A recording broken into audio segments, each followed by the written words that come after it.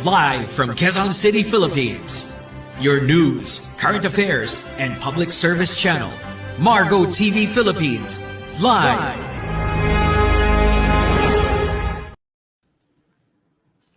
Okay, good morning nights to all of you guys dito sa Luzon, Visayas at Mindanao. And to all our viewers and listeners, good morning nights to all of you. And ngayon pong araw po na to ay kakaiba pong topic ang ating i-discuss. Ito po ay tungkol sa mga kagandahan po ng mga babaeng Pilipina. Actually, ito po ay I think pang third pa lang yata nila ito or pang fourth. Bago pa lang po itong ginawa nilang pageant po na ito. At ito po ay nagsimula before the pandemic. Ito po ay I think that was the year of 2019. A year before mag-pandemic po tayo. And imagine guys, dire-diretso po ang kanilang pageant, okay? Ito po ay actually gaganapin po ang kanilang final coronation night tomorrow, bukas. So by the way, before anything else guys, mga kabayan, ito pong muli si Shane Ped dito sa programang Usapang Kabayan. And I hope lahat po tayo ay safe and sound at healthy po tayo. And I hope magustuhan po ninyo ang ating topic po ngayon dahil ito po ay tungkol sa mga kagandahan ng mga babaeng Pilipina. And dito po sa ating programang Usapang Kabayan, ito po ang ating i-discuss. And by the way, before anything else, I hope you guys please like, share, subscribe, and follow yung social media po namin, FB page ng Margo TV Philippines, YouTube channel ng Margo TV Philippines, and of course our partner, the Philippine Event News TV, their FB page and YouTube channel, plus other social media platform like LinkedIn, Twitter, and Instagram. So, ito po ay ang ating pong topic for today. The title is Noble Queen of the Universe. Ano po ba yung Noble Queen of the Universe? 'Di ba? Ano bang ibig sabihin ng noble? Ang noble, ibig sabihin is marangal o kagalang-galang, 'di ba? So, ano po ba itong Noble Queen of the Universe? Ito po ay usually ito po ay nagfo-focus on foreseeing positive change, leadership, development, and creating a harmonious society. And also they are inviting all delegates all over the universe or all over the world to be part of this advocacy based on this beauty pageant and sisterhood around the universe. And it started, yun nga po, ito pong Noble Queen of the Universe last 2019. Okay? And ang mission po ng Noble Queen of the Universe ay aside from being beauty, okay, aside from sa kagandahan, 'di ba? Ang kanilang pinopromote is mostly on advocacy, charity, kindness, generosity to all the candidates. Okay? This is a charity organization. So first ever, kumbaga, noong 2019, ito po yung first year po nila na nilaunch nila ang Noble Queen of the Universe. And by the way, ito nga po, yung Noble Queen or noble person, ito po ang ibig sabihin po ng noble, ito po ay isang karangalan o isang marangal na tao. So if ever that someone is a noble person, meaning you admire, you respect them, and because they are unselfish and morally good, they are mostly upright and noble man or woman who was always willing to help in any way. Okay? They are worthy, generous, upright, and honorable. So, ang di-discuss po natin ngayon, yun nga po, to be continued, is the Noble Queen of the Universe. So, by the way, DJ, paki-flash sa screen natin yung kanilang poster ng Noble Queen of the Universe. Eto. Meron ka ba nito, DJ? Meron ka nito? Okay. So, wala, hindi kita nabigyan. Okay, but anyway, the Noble Queen of the Universe 2023 Coronation Night. Ito po ay for the benefit ni Doc Rob's Foundation. I think Doc Rob is the husband of Patricia Javier. And this will be held sa Acacia Hotel, Alabang. This will be tomorrow na, September 22 at around 6 p.m. And ticket sales is 3,500 including its dinner, and you have to wear cocktail or semi-formal dress. Okay? And before anything else po pala, bago ko po i-elaborate about their criteria of judging, paano ba nila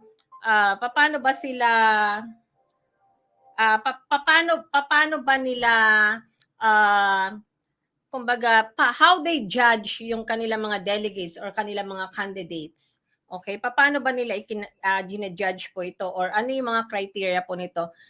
Let's panoorin po natin yung isang teaser po na pinrepare ko po sa inyo. DJ, meron ka bang yung pinadala ko sa Messenger? Yung teaser? Na I think kasama yan dun sa dun sa mga poster.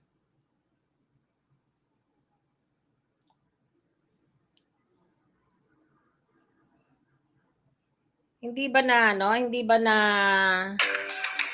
it's here. Ito yan eh. Wala. Okay. So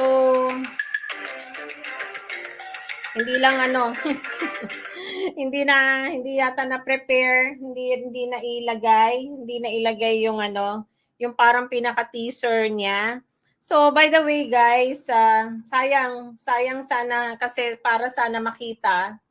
Okay, makita sana ninyo yung about here. Pero anyway, papakita ko na lang dito sa aking cellphone yung pinaka-teaser ng Noble Queen of the Universe. So, ito yan.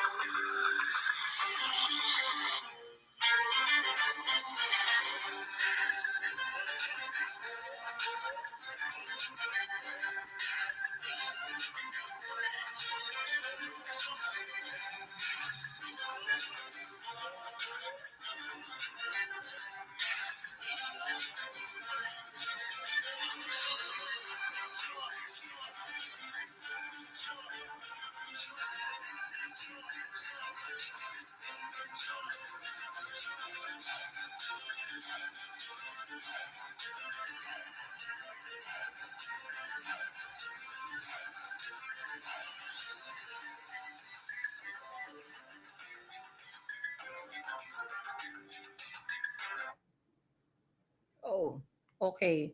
Biglang nawala. Okay, anyway, yan po yung teaser nung what they call this, Noble Queen of the Universe. Okay? Yan po yung teaser po nila. So, paano po ba nila yung mga judges, paano nila kina-criteria o paano nila na-judge?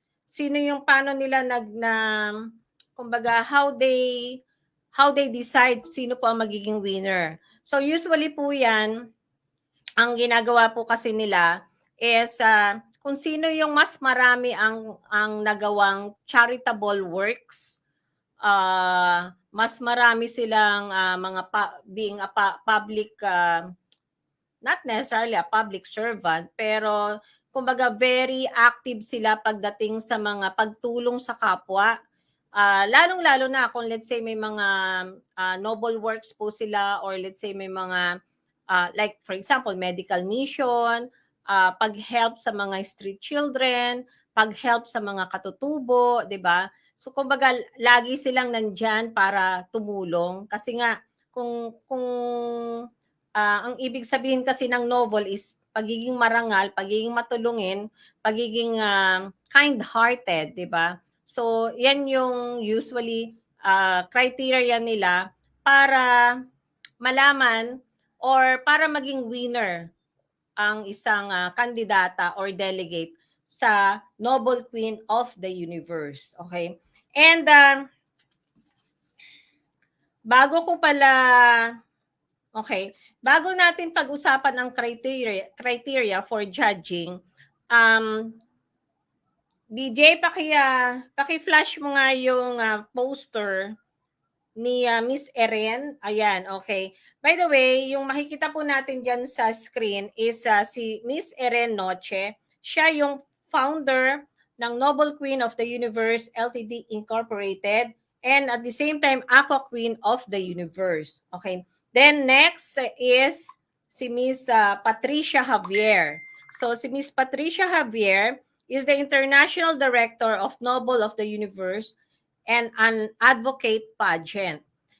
Sabi nga niya, each day is a new beginning and I know that the only way to live my life is to try to do what is right, to take the long view, to give of my best in all the day brings and up to put my trust in God. Okay. So, International Director of Noble of the Universe is Miss Patricia Javier. And by the way, para po sa kaalaman po ng lahat, siya po ang first ever crowned as the Noble Queen of the Universe. Ito po ay ginanap sa Manila Hotel last December 1, 2019. So, si Patricia Javier po ang nanalo o napiling Noble Queen of the Universe noong December 1, 2019 over sa 20 candidates for the title. Okay, so siya yung kanina nga it started last 2019. So siya yung pinakauna-unang nakoronahan bilang kauna-unahang Noble Queen of the Universe. Okay? And ano po ba ang criteria for judging? Before anything else, ito nga pala. So may mga tingnan natin yung mga activities ng Noble Queen of the Universe. DJ, pakita natin. Yan. Ito po si Miss Cristina Gonzalez. Siya yung nanalo naman itong last year, 2022, as Noble Queen of the Universe. Next. Yan. So makikita nyo, sila yung mga sa gitna po si Miss Cristina Gonzalez. Siya yung tinanghal na Noble Queen of the Universe 2022. Kasamahan po niya yung mga iba pang nanalo, the first, second, and third runner-up, and I think up to the fifth runner-up. Next. So yan, makikita po ninyo, yun yung mga iba pa pong past activities po ng Noble Queen of the Universe. Pakita pa natin, DJ. So, ayan. So, iba't iba po kasi yung mga activities po nila. So, pumupunta po sila all over the Philippines. So, ayan. So, may mga trophy rin, di ba? Ayan, may mga iba pa pang mga activities sila na hineheld sa iba't ibang lugar ng Pilipinas. So, yan po yung pinakahuli. I think that is 2022. So, ayan naman, I think that's Giselle Sanchez. So, si Giselle Sanchez is, ipakibalik ulit DJ.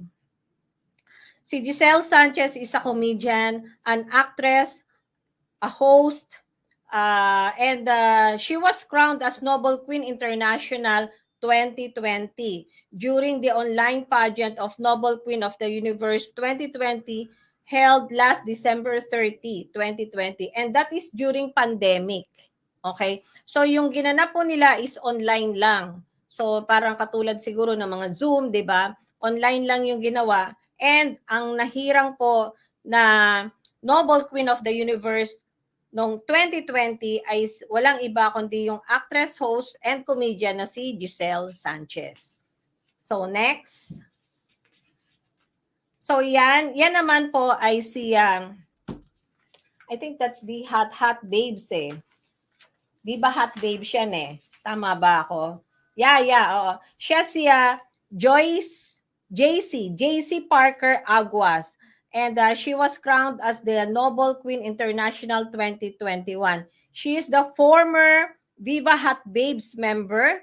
And she has been crowned as Nobel Queen International 2021 in the recently concluded Miss Nobel Queen of the Universe pageant held at the San Diego, California, USA. And so next. So yan yung pinakahuli po natin na binigyan ng corona. Siya po yung nanalo. She won, she is Cristina Gonzalez, an actress, and she was crowned as the Nobel Queen of the Universe last year, 2022. Okay? Ano po ba ang ginagawa nilang criteria for judging ng Nobel Queen of the Universe? Usually kasi po, ang tinitingnan po nila for the judging itself is, this is based on the 3 minutes video presentation of the delegates, and the video will be sent to the chosen judges. Then yung scoring nila, 60% of the video presentation about their advocacy and their family background and charities. 20% photos wearing their active wear, and 20% wearing their long evening gown. And for the most prominent empowering women or woman awardee, it will be based on the delegate's profile and advocacy submitted to the organizer. So, actually po, ito pong Nobel Queen of the Universe is, kumbaga 2019, 20, 21, 22, is pang 5th year na po nila ngayon. So ito po ay gaganapin, ulitin ko po, ito po ay gaganapin sa Acacia Hotel, Alabang, tomorrow. Ito po yung kanilang final coronation night, and marami rin pong mga candidates. I think there are 5 of them ang magko-compete to get the crown, or who will take home the crown of Nobel Queen of the Universe. So, by the way guys, before anything else po, isisingit ko lang ang isa sa mga sponsor po natin ngayong dito po sa ating programang Usapang Kabayan. Slimmers World, ito po, Slimmers World. Ang Slimmers World po ay more on, meron silang gift certificate for gym. And ito po ay located sa Manila, Adriatico Branch, dito po sa 6th floor, Sheraton Manila Bay Hotel, Adriatico Square, Balbal Street, Malate, Manila. You can look for Miss Maria Romero. Her number is 0936-826-3431. Actually, ito po is magagamit po ninyo ng 3 beses to once you present it dun sa kanilang gym or sa kanilang office sa Adriatico Branch sa may Sheraton, Manila. And at the same time, pwede rin po ninyo siyang, kung hindi po gym ang kukunin nyo, pwede po ninyong ipamalit for facial din. Pero usually kasi pag facial, 1 beses nyo lang po magagamit. But for using their gym equipment, 3 araw po ninyo itong gagamitin. So, puntahan po ninyo ang Slimmers World Adriatico Branch dito sa may Sheraton Manila Bay Hotel, Adriatico Square, Malvar Street, Malate, Manila. You can look for Miss Maria Romero. Her number is 0936-826-3431. I-try po ninyo kasi magaganda po ang kanilang mga gym equipment po doon. And at the same time, na-try na rin po ng inyong lingkod ang kanilang facial at napakaganda po. And makikita nyo po kaagad ang result. Okay? And ito nga po, yung kanilang face and skin. Slimmers World Face and Skin worth 1,500. And makikita po kaagad po ninyo yung result once na you try yung kanila pong facial. So, ito rin po is located doon din sa Adriatico Branch sa may Sheraton Hotel, Manila. Okay. So, by the way, bago po tayo pumunta doon sa susunod po natin na nasusunod nating discussion is, paano po ba nila na nakikita? Like for example, today, di ba? Since na mga candidates po ito, I think I don't know kung 5 sila or 10 candidates sa ngayon for the Nobel Queen of the Universe. So, usually kasi base dun sa nakita ko dun sa mga past winners nila ng Nobel Queen of the Universe, karamihan po kasi diyan, like for example si Patricia Javier. Okay, siya yung first na who won the crown of Nobel Queen of the Universe. Very ano po siya base sa aking pananaliksik, no, Patricia Javier is kumbaga marami siyang mga charitable what they call it, charitable works. Okay, nagjo-join siya sa mga several kinds of charities. So especially yung kanyang asawa na si Doc Rob, meron silang foundation. Well, in fact, ito pong Nobel Queen of the Universe, yung portion of that goes to the foundation of Dr. Rob, yung asawa po ni actress Patricia Javier, na siya yung binigyan ng corona o nanalo noong 2019. Now, for Giselle Sanchez, I think siguro kaya isa rin yan sa nahirang bilang 2020 Nobel Queen of the Universe is that may mga, I think siguro may mga charitable works din siya. Kung tutuusin po, ito po ay hindi po paligsahan ng kagandahan.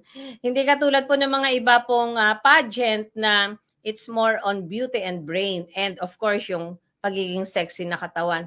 Kung mapapansin po ninyo, ang Nobel Queen of the Universe, ang tinitingnan po nila dito is kung gaano karami ang iyong ginawa na mga charitable works or let's say charitable partnership or kung gaano karami po ang inyong mga natulungan. At of course, yun din, check din nila yung inyong family background. So, ibig sabihin, pangalawa na lang yung beauty mo, yung brain mo, di ba, yung kaseksihan mo. Although, syempre, kailangan pa rin maging presentable tayo. Kasi, kumbaga, isa rin yan sa mga tinitingnan na criteria. But, mas malaki, kung mapapansin nyo, 60%, okay? 60% of your video presentation is on your advocacy. And of course, your family background and charities. So yun yung mga tinitingnan po nila upang manalo ka for being a Nobel Queen of the Universe. So yung pangatlo na nalo, I think ganun din siguro dahil although hindi ko rin naman masyadong nabasa about J.C. Parker Aguas, but based nga dun sa kanilang history, no, for the Nobel Queen of the Universe, lahat po yan is binabase sa kanilang advocacy. It's more on sa pagtulong sa kapwa nila, pagtulong sa community, pagtulong sa kumbaga sa mga tao. So yun yung kanilang pinagbabasihan. And of course, kaya itong 2022 Nobel Queen of the Universe, which is Cristina Gonzalez, the actress Cristina Gonzalez, siya po ay asawa ng isang Romualdez, okay? And since public servant din ang kanyang asawa, and I think naging public servant din siya sa Leyte, and so marami po siya naging advocacy and marami din po siya mga naging charitable works, especially sa kanilang mga constituents. So, isa yan sa mga pinagbabasihan nila upang malaman mo kung sino ang kanilang i-choose to be the Nobel Queen of the Universe this year for 2023. So, tingnan po natin. So, now, this year, 2023, who is the luckiest lady who will take home the crown of Nobel Queen of the Universe 2023. So, tingnan po natin yan. That will be tomorrow. Tomorrow po yan, around 6 p.m. sa Acacia Hotel, Alabang. And of course, tangkilikin po natin, pwede po kayong bumili ng kanilang ticket. Meron po silang FB page. You just search Noble Queen of the Universe. Makikita po yun doon sa kanilang FB page. And of course, pwede po kayo mag-message sa kanilang messenger. Ang cost po ng ticket po nila is only 3,500. Included na po yung kanilang dinner. And of course, mag-wear kayo ng semi-formal dress or casual dress. Okay? So that will be tomorrow around 6 p.m. sa Acacia Hotel, Alabang. Okay. And before we end our show, DJ, paki-flash na lang yung ating mga poster dyan. Okay. Ito po yung golf tournament natin for a cause organized by the Eagles Club, which will be held na-move po ito from September 29 to October 2 na po. Veterans Golf Course dito sa may Quezon City. Tea time is around 7 a.m. to 9 a.m. And then, next, this will be tomorrow, the third PGC Invitational Golf Cup at South Forbes, Silang, Cavite. Registration starts at 6 p.m. and tea time is 6:30 a.m. up to 8 a.m. So, nandyan po ang inyong lingkod tomorrow at 6 a.m. So, yung mga gusto pong maglaro for tomorrow, punta lang po tayo sa South Forbes, Silang, Cavite. Around 6 a.m. hanggang 8 a.m. po ang tea time po natin doon. Magkita-kita po tayo doon tomorrow. And of course, next DJ. And this will be on November 30. Ito po ay isang fundraising project po sa ating kapatid na si Miss Mirna Vere. Ito po ay gaganapin sa Fio Bagi Bar dito sa malapit po sa ABS-CBN. Ito po ay isang fundraising project po natin sa ating kapatid na si Miss Mirna Vere na sa ngayon po ay nasa ICU po ng PGH. I hope sana po, ang cost lang naman po nito, yung kanilang ticket is 1,000 pesos. Kasama na po ang drinks, isang drinks at saka pika-pika. Sana po, you can PM me, nandyan yan sa akin FB wall. Ang poster po kumbaga naka-upload yan dun sa wall ko. And sana po suportahan po natin si Miss Mirna Vere na sa ngayon po ay lumalaban sa kanya pong sakit. And pag-pray po natin na sana malagpasan po niya ito. Ito po ay ang kanyang ticket, cost lang po ng 1,000 pesos. Kasama na po ang pika-pika at isang drink po nito. This will be on November 30 sa Fio Bagi Restaurant. Malapit lang po yan sa may ABS-CBN. And then next, meron pa ba, DJ? Meron pa ba? Wala na? Okay. So far, yan lang po. And of course, isisingit ko po ulit itong ating advertiser, ang Slimmers World. Okay, Slimmers World. Ito po ay located sa Adriatico Branch, 6th floor, Sheraton, Manila Bay, Adriatico Square, Malate, Manila. You can look for Miss Maria. Her number is 0936-826-3431.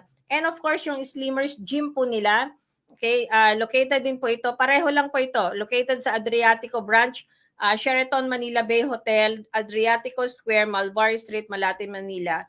You can look for Maria Romero. Her number is 0936-826-3431. I-try po ninyo, puntahan po ninyo doon at napakaganda po ng kanilang servisyo, especially po yung kanilang facial. Nagustuhan ko po yung kanilang services ng kanilang facial. And at the same time, of course, maganda rin po yung mga equipment po nila, yung sa kanila pong gym. Okay, Slimmers World, Adriatico Branch. And napakabilis po guys ng oras. And ito na po yung last part ng ating programa. And by the way guys, ulitin ko lang po para lagi po tayong updated sa ating mga, katulad po nito, live streaming natin ng Usapang Kabayan under Margo TV Philippines. Please like, share, and follow Margo TV Philippines FB page and YouTube channel, and of course our partner, the Philippine Event News TV. Please like, share, and subscribe their Facebook page, YouTube channel, other social media platform like Twitter, LinkedIn, and Pinterest. Okay, and of course, I would like to thank, kaya lang wala siya dito, Miss Juvie de Guzman. Okay, I would like to thank her. Thank you so much, Juvie. And our tech, si DJ. At sa lahat po ng bumubuo po ng Margo TV Philippines and Usapang Kabayan, ako po muli si Shane Pe ay mag-iiwan ng isang makabuluhang kasabihan. We always spread news. We always spread good ideas through screen and online broadcasting. By the way guys, ito pong muli si Shane Pe at ako po ay magbabalik next week, same day, same time dito po sa ating programang Usapang Kabayan. God bless. I love you all. Live from Quezon City, Philippines. Your news, current affairs, and public service channel, Margo TV Philippines. Live.